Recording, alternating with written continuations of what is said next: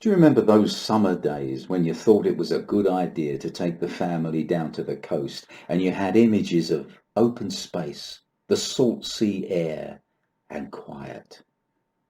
And when you got there, the place was crowded, and by lunchtime you were wondering why you didn't stay at home in the garden. In Mark chapter 6, the disciples returned to Jesus in Galilee, worn out from travelling the country and ministering to the people. But crowds continue to gather around them, and Jesus, seeing their weariness, says, "Come ye yourselves apart into a desert place and rest a while." And they all embark across the Sea of Galilee in a boat. Open space and quietness. They should be so lucky.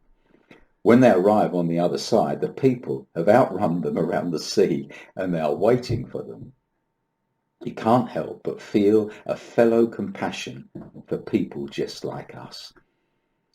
Jesus saw them, the people that is, as sheep not having a shepherd. An eloquent description, don't you think? A tender-hearted one at that.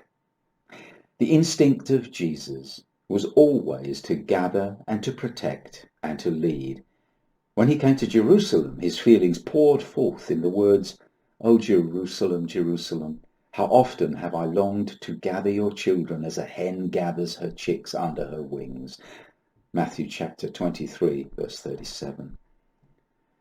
There are 4 precious words in Hebrew. Adonai ro'i lo echsar.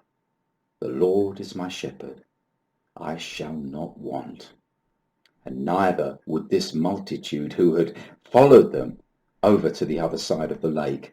They wouldn't be left wanting either. The disciples suggested sending them away when the day was far spent, but the good shepherd would not hear of it.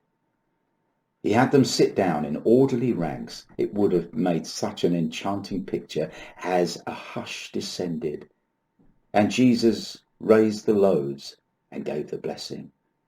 Baruch atah Adonai Eloheinu melech ha'olam hamotzi lechem min haaretz. And 5,000 men, not including the women and children, said, "Amen."